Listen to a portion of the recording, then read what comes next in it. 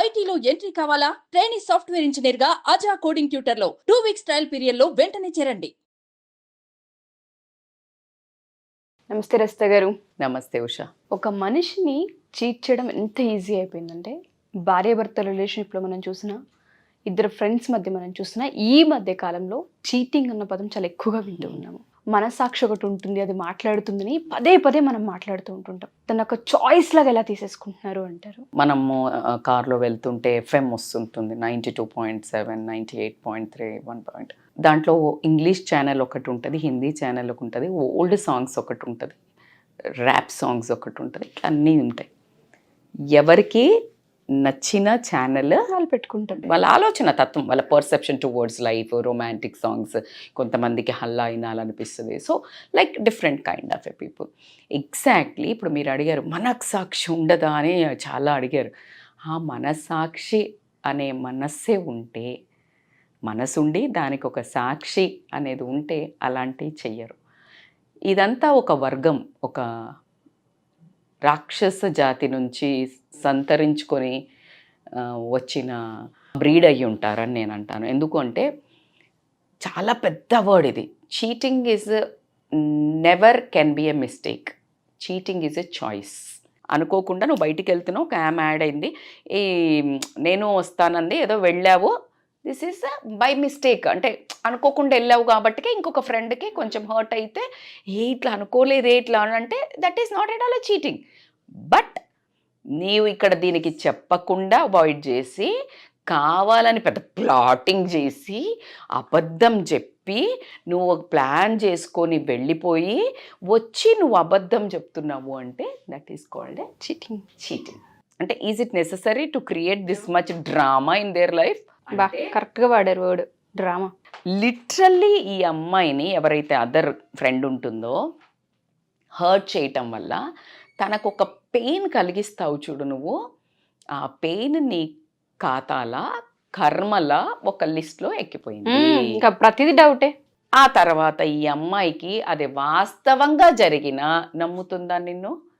నిన్ను నమ్మటం కాదు, ఇంకా మీకు ఒక విచిత్రం చెప్పాలి అంటే, నేను ఈ అమ్మాయి కాదు, ఎవరైతే అదర్ పర్సన్ ఆ పీపుల్ ఉంటారో, ఎవరైతే ఈ అమ్మాయి మీద ముచ్చట చెప్పినప్పుడు విన్నవాళ్ళు ఈ అమ్మాయి నమ్ముతారనుకుంటున్నావా? మీరు నమ్ముతారా? బికాజ్ అంత క్లోజ్గా ఉన్న అమ్మాయి మీదే చెప్తుందంటే ఈ అమ్మాయి ఎవరి మీదైనా చెప్తుంది. సో క్యారెక్టర్లెస్, చీటర్ అని వీళ్ళు ముద్ర వేసుకుంటారా లేదా? ఖచ్చితంగా పడుతుంది. ఎవరి కళ్ళన్నా కప్పొచ్చు. మీరు అన్నారు ఇందాక, మనసాక్షి కళ్ళు మాత్రం కప్పలేదు, పైన యూనివర్స్ కళ్ళు కప్పలేవు. ఇక మనం దేవుడు ఉన్నాడు అనుకునే వాళ్ళకి దేవుడు, లేడు అనుకునే వాళ్ళు వాళ్ళకి ఇష్టం, ఆ దేవుడు కళ్ళు కప్పలేవు. కానీ నీకు ఆ కర్మ అనేది రివర్స్ రాకుండా మాత్రం నీ జన్మ అంతరించిపోదు అని మాత్రం నేను చెప్పగలుగుతాను. Being a very spiritual practitioner, నేను నాకున్న లైఫ్ పరిధిలో I have seen in front of my eyes అండి.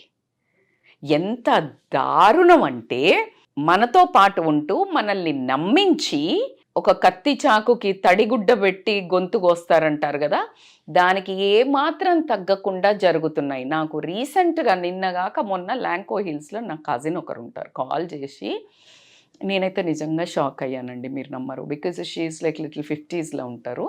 ఆవిడ కొన్ని ఏదో డిస్కస్ చేస్తూ ఉంటే నేనైతే వీళ్ళకు కూడా ఉన్నాయా, అక్కడ కూడా ఉన్నాయా, ఇంత చీప్గా ఉన్నాయా అంటే నాకు ప్రతిదీ చెప్తుంటే ఒక షాక్లకు గురవుతున్నా. అంటే ఏజ్తో సంబంధం లేదు, అంటే సొసైటీతో, అంటే ఇప్పుడు కొంచెము హైగా ఉన్నారు, ఏదో ఇట్లా చిన్నగా ఏదో పంపుల దగ్గర గొడవపడే టైప్ అట్లా అన్న దగ్గర అయితే ఏదో గొడవ పడుకుంటున్నారు అనుకుంటున్నారు, చాలా సాఫిస్టికేటెడ్గా హైఫై ఉన్నారు అంటే వాళ్ళు అనుకోరేమో అన్నట్టయితే లేదు ఉషా.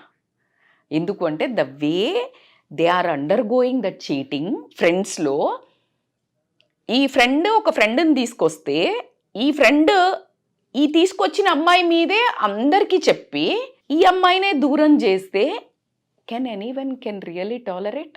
మనం చెప్తాము కౌన్సిలింగ్లో, పాపం అంటే చెప్పాలి, వాళ్ళని బయటకు తీసుకురావాలి యాజ్ ఎ, ఖచ్చితంగా ఇగ్నోర్ చేయండి, మైండ్ఫుల్గా ఇది చేయండి. కానీ అవసరమా? అది తీసుకొచ్చి తన్నిచ్చుకొని మందు రాసుకోవటం, దీన్ని ఏమనాలి? మానవత్వం అనేది ఎంత అంతరించిపోతుందంటే, ఎంత స్టైల్గా, ఎంత పాష్గా, ఎంత ఎదుగుతున్నారో అంత చీప్గా, అంత నీచంగా మనిషి మోసం అంటే హత్యలు, దొంగతనాలు ఇవి కాదు. అది ఒకటే పోటు. అది exactly what you said is really. ఇప్పుడు ఈ అమ్మాయి ఈవిడ వాళ్ళతో ఉండలేదు, అలా అని వదిలేయలేదు, ఎందుకంటే సేమ్ ప్లేస్లో ఉంటారు. తినక మర్రి అంటారు కదా, క్షణం నరకం అనుభవిస్తూ వదులుకోలేక, అడ్జస్ట్ అవ్వలేక దూరంతో అట్లా ఒక 60 to 70% లేడీస్ ఈ గ్రూప్స్లలో టార్చర్ అనుభవిస్తున్నారు అనడానికి మీరేమన్నా అబ్జెక్ట్ చేస్తారా? అయ్యో ఛాన్సే లేదు, చాలా మంది ఉన్నారు అలా. నిజంగా చెప్తున్నా, నేనైతే లిటరల్ అంటే నేను ఎప్పుడు కొంచెం ఇట్లా చూస్తా, కొంచెం ఒక పెద్దవాళ్ళు లాగా చూస్తాను. వాళ్ళు చెప్తుంటే నిజంగా నేను షాక్లోకి అయినా. అంటే ఎక్కడ మనశ్శాంతి ఉంది? ఎట్లా ఉండింది 30 ఏళ్లలో? ఈ పిల్లలు ఇదంతా గోల్ అయిపోతే మంచి 40లో ఒక మంచి ఫ్రెండ్స్ని చేసుకొని మంచి ఎంజాయ్ చేద్దాము అనే ఒక ట్రెండ్ స్టార్ట్ అయింది. ఆ ట్రెండ్లో ఏమైందంటే ఎంజాయ్మెంట్ మిస్ అయ్యి ట్రాపింగ్ వెళ్ళి, చీటింగ్ వెళ్ళి, మోసం చేసి, ఇంకొకళ్ళను ఇగ్నోర్ చేసి, ఇంకొక గ్రూప్ ఇంకా అంటే ఈ స్ట్రెస్ని హ్యాండిల్ చేయటం ఈజీ. ఫ్యామిలీలో పిల్లల్ని చేయటం, ఆర్థిక పరమైనవి ఇవి హ్యాండిల్ చేయలేకపోతున్నారు. ఇవి హ్యాండిల్ చేయలేకపోవడం వల్ల ఈ ప్రెషర్ తీసుకొచ్చి ఎక్కడేస్తున్నారు? ఇంట్లోకి తీసుకొస్తున్నారు. అవునా కాదా? సో ఇంట్లోకి తీసుకొచ్చింది పిల్లల మీద పడుతుంది, భర్త మీద పడుతుంది, భర్తదైతే భార్య మీద పడుతుంది. సో ఇంత ఎఫెక్ట్, ఒక అలజడి జస్ట్ మీరు ఇందాకన్నా ఆ చీటర్, నేను చెప్పిన కదా రాక్షస జాతి నుంచి వచ్చే మనుషుల వల్ల కలిగే ఆ రాక్షసులు. అందుకే కదా రాక్షస ఒక్కడొస్తే చూడండి మొత్తం కల్లోలం చేస్తారు ప్రపంచాన్ని. మళ్ళీ ఏదో ఒక దుష్ట సంహరణ కావాలి. అన్ఫార్చునేట్లీ ఈ మిడిల్ కోర్ మనుషులు ఎవరైతే ఉంటారో వాళ్ళు ఆ చీటర్స్కి ఎక్కువ దాసోహులు అవుతారు. ఎలా అని నాకు ఎప్పుడు ఒక ఆశ్చర్యార్థకం అనే చెప్తాను నేను. మంచిగా ఉండి, మంచి మనసుతో ఉండి, హెల్ప్ చేయాలి అని అనుకొని మోటివేట్ చేయడము, లేకపోతే హెల్ప్ చేయాలని, ఇప్పుడు ఆవిడైతే ఎంత హెల్పింగ్ నేచర్ అంటే లిటరల్లీ నేను చెప్తున్నాను, నేను ఒక 20 ఏళ్ల నుంచి చూస్తున్నాను ఆవిడ్ని. Literally she's a very soft kind voice and kindness ఉంటుంది. దాని తర్వాత అందరినీ బాగా చూసుకుని, ఏదో వీళ్ళకి బోర్ కొడుతుంది కదా అని తీసుకుపోయి జాయిన్ చేస్తే ఆమెకే సెడగోపురం పెట్టి ఈమెనే అవాయిడ్ చేశారు. She literally went in to depression in 50s. Is it really necessary?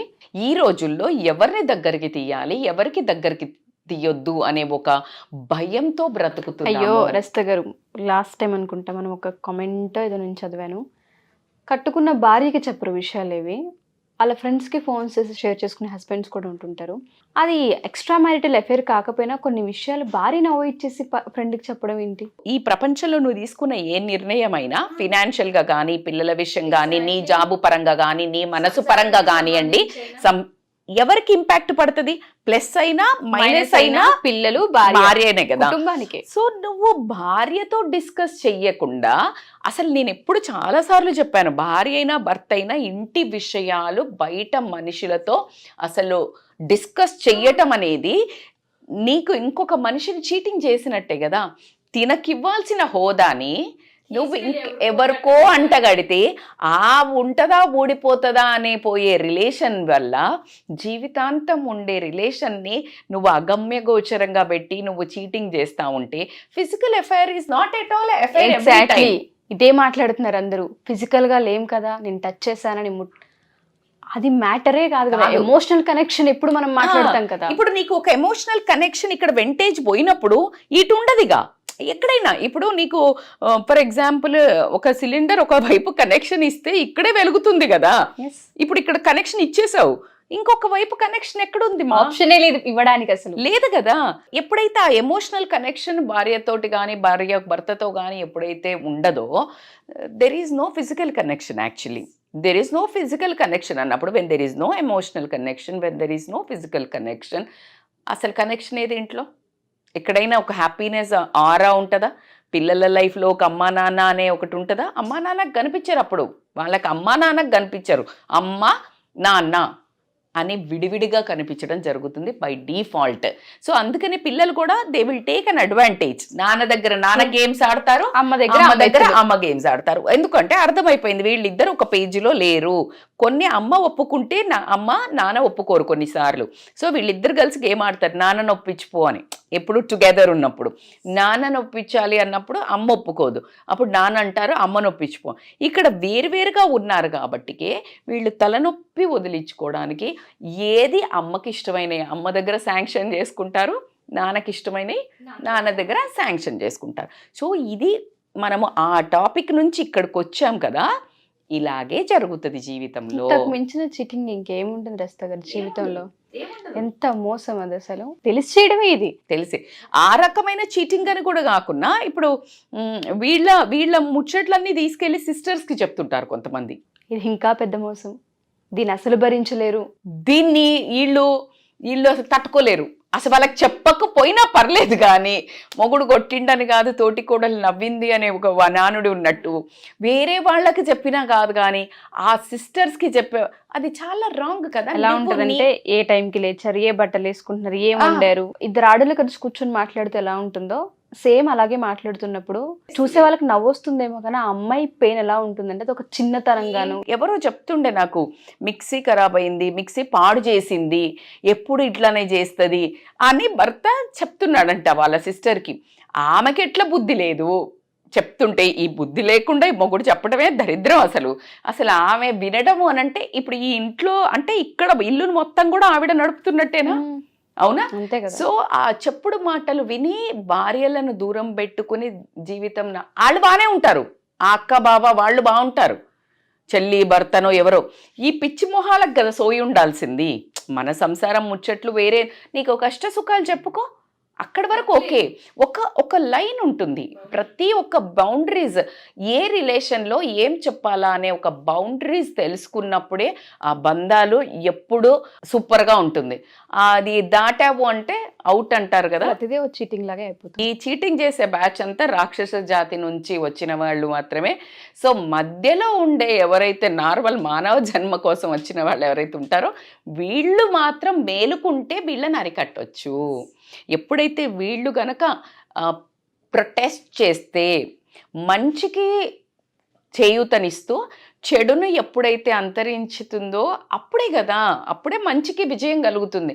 కానీ అన్ఫార్చునేట్లీ నేను చూస్తున్నంత వరకు కూడా ఆ ముచ్చట్లు చెప్పేవాళ్ళు, ఈ చీటింగ్ చేసి ప్లాటింగ్ చేసి హైబత్ క్రియేట్ చేసే వాళ్ళకే అట్రాక్ట్ అవ్వడం అయితే మనం చూస్తున్నాము. మళ్ళా బయటకు వచ్చినప్పుడు చెప్తారు వీళ్ళు ఇట్లా చీటర్స్ ఇవన్నీ చెప్తారు, కానీ ఉండడం మాత్రం ఎవరితో ఉంటారు? చీటింగ్ చేసే వాళ్ళతోటే ఉండటం వల్ల ఈ చీటింగ్ చేసే సంఖ్య పెరుగుతుంది అని నేను అనిపిస్తుంది నాకు. కానీ ఎవరైతే విక్టిమ్స్ ఉన్నారో వాళ్ళ పెయిన్ మాత్రము ఆ భగవంతుడు, నేనైతే ఎవ్వరికి, అందుకనే నిజంగా కూడా ఫ్రెండ్షిప్ చేసే ముందు ఒకటికి 1000 సార్లు, 100 సార్లు కాదు, 10 సార్లు కాదు, 1000 సార్లు ఆలోచించండి. ఎందుకంటే పోయి మురికి కాలువలో రాయి వేస్తే ఎవరి మీద పడుతుంది? మన మీద పడుతుంది. ఏది మురికి కాలువ, ఏది మంచి వాళ్ళు అని చూసుకోండి. కానీ ఆ మంచి వాళ్ళు అని చెప్పుకునే దాని బదులు మనము ఎంతలో ఉండాలో అంతలో ఉండటం మన ఉత్తమం అని మాత్రం చెప్తాను. వండర్ఫుల్ రస్తా గారు, ఈ పెయిన్ చాలా మందికి ఉంటుంది, బట్ వండర్ఫుల్ నరేషన్ అండి. థ్యాంక్ యూ రస్తా గారు, thank you so much. Thank you so much.